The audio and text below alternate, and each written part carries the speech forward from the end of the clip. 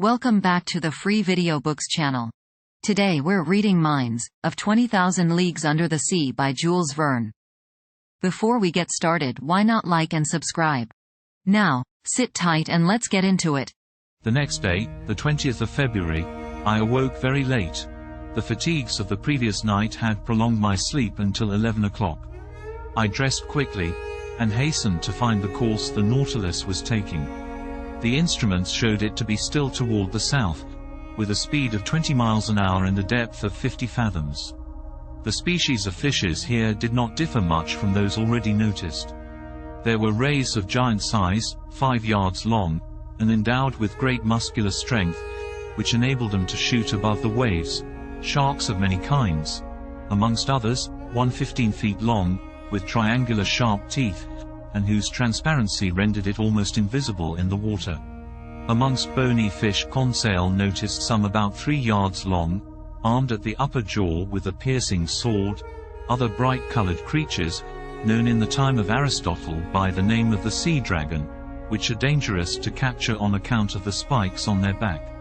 About 4 o'clock, the soil, generally composed of a thick mud mixed with petrified wood, changed by degrees, and it became more stony, and seemed strewn with conglomerate and pieces of basalt, with a sprinkling of lava. I thought that a mountainous region was succeeding the long plains, and accordingly, after a few evolutions of the Nautilus, I saw the southerly horizon blocked by a high wall which seemed to close all exit. Its summit evidently passed the level of the ocean. It must be a continent, or at least an island, one of the Canaries, or of the Cape Verde Islands.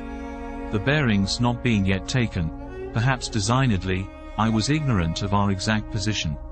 In any case, such a wall seemed to me to mark the limits of that Atlantis, of which we had in reality passed over only the smallest part. Much longer should I have remained at the window admiring the beauties of sea and sky, but the panels closed.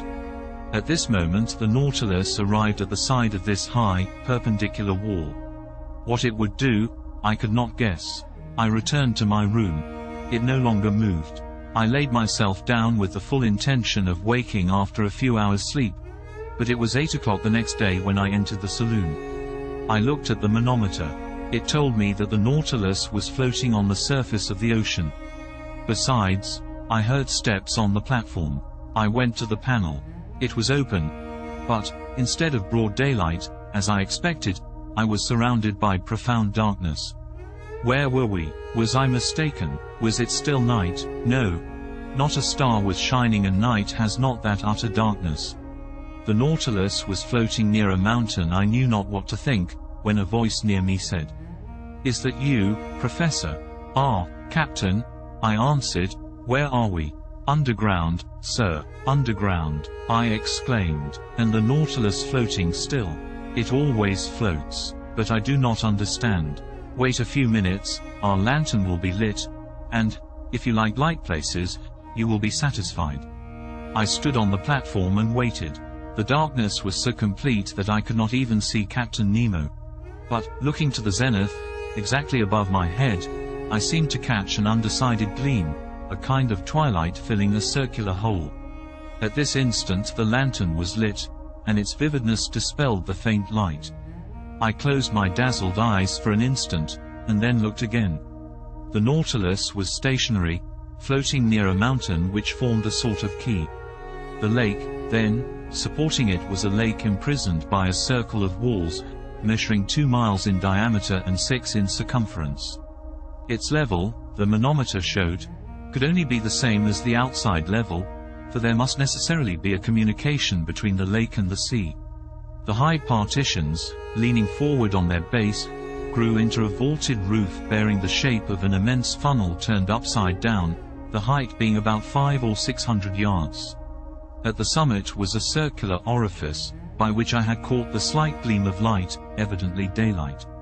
"Where are we?" I asked. "In the very heart of an extinct volcano, the interior of which has been invaded by the sea, after some great convulsion of the earth. Whilst you were sleeping, Professor, the Nautilus penetrated to this lagoon by a natural canal, which opens about 10 yards beneath the surface of the ocean. This is its harbor of refuge, a shore, commodious, and mysterious one, sheltered from all gales. Show me, if you can, on the coasts of any of your continents or islands, a road which can give such perfect refuge from all storms. Certainly, I replied, you are in safety here, Captain Nemo. Who could reach you in the heart of a volcano? But did I not see an opening at its summit? Yes, its crater, formerly filled with lava, vapor, and flames, and which now gives entrance to the life-giving air we breathe. But what is this volcanic mountain? It belongs to one of the numerous islands with which this sea is strewn, to vessels a simple sandbank, to us an immense cavern. Chance led me to discover it, and chance served me well. But of what use is this refuge, Captain? The Nautilus wants no port. No, sir. But it wants electricity to make it move, and the wherewithal to make the electricity, sodium to feed the elements, coal from which to get the sodium, and a coal mine to supply the coal. And exactly on this spot the sea covers entire forests embedded during the geological periods, now mineralized and transformed into coal. For me they're an inexhaustible mine. Your men follow the trade of miners here, then, Captain? Exactly so. These mines extend under the waves like the mines of Newcastle. Here, in their diving dresses, pickaxe and shovel in hand, my men extract the coal, which I do not even ask from the mines of the earth. When I burn this combustible for the manufacture of sodium, the smoke, escaping from the crater of the mountain, gives it the appearance of a still active volcano. And we shall see your companions at work. No. Not this time at least. For I am in a hurry to continue our submarine tour of the Earth.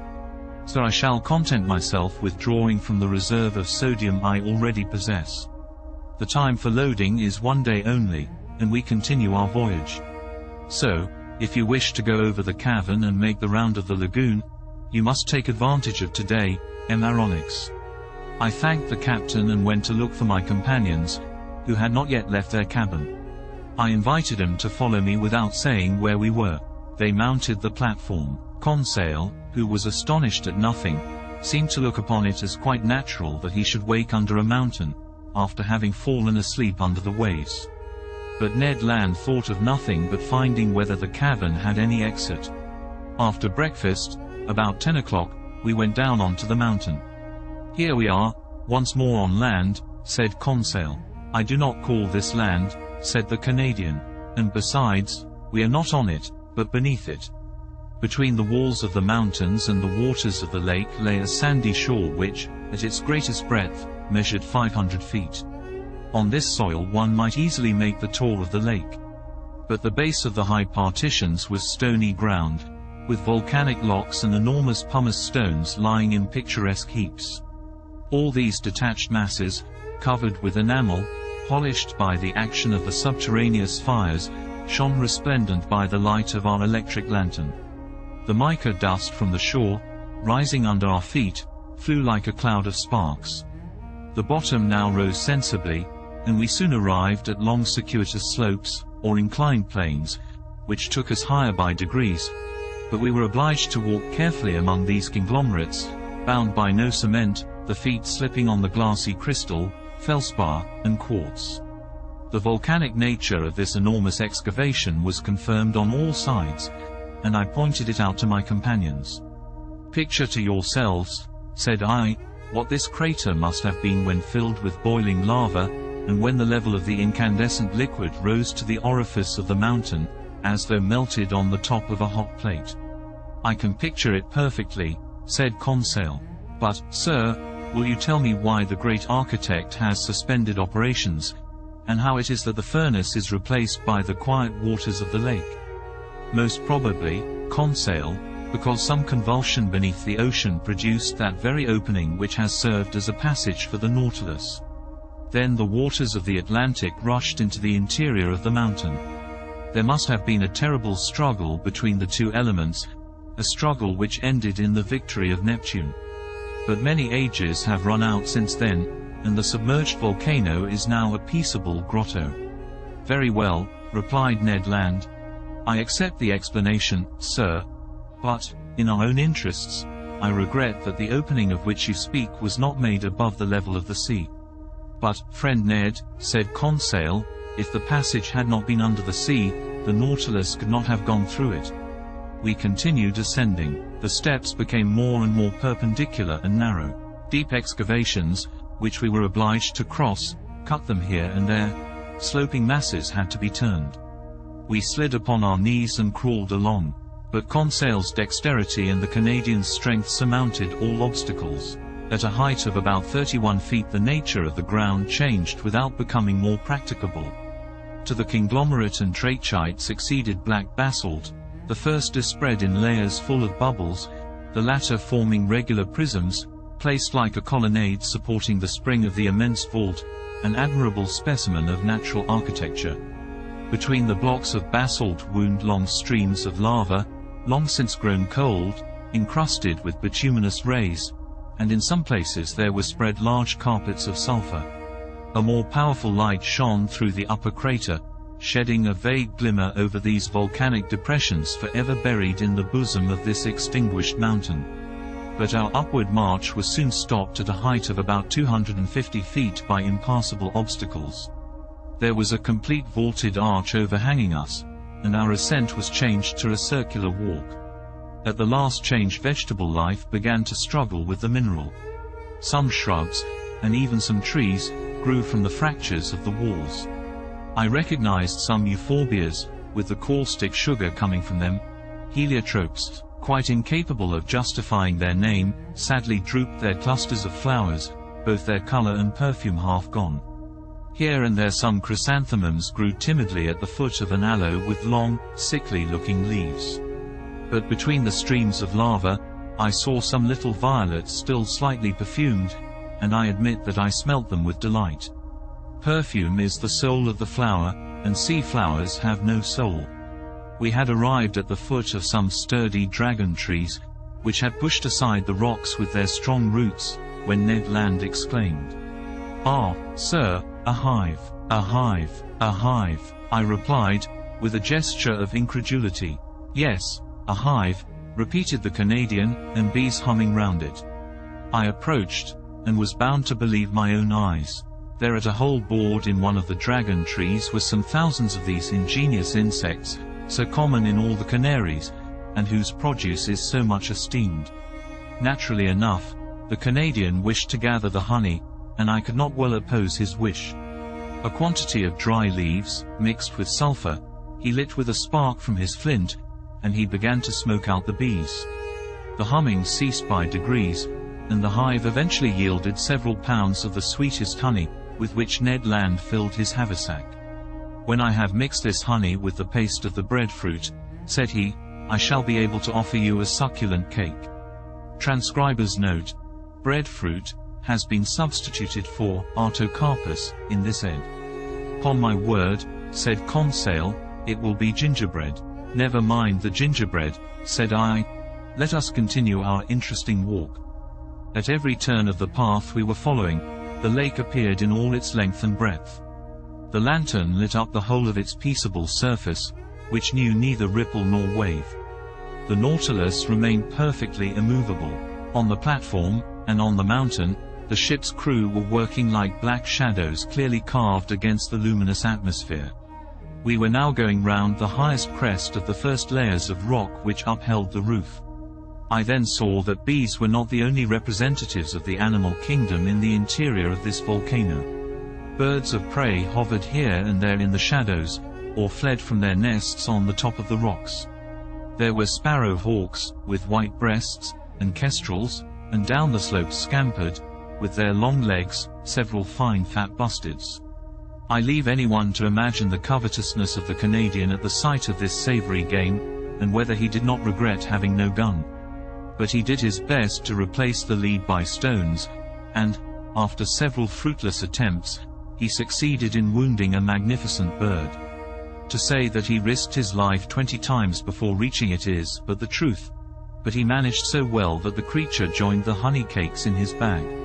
We were now obliged to descend toward the shore, the crest becoming impracticable. Above us the crater seemed to gape like the mouth of a well.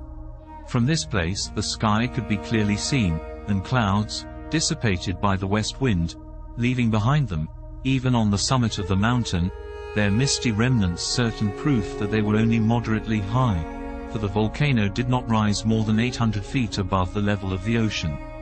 Half an hour after the Canadians' last exploit, we had regained the inner shore.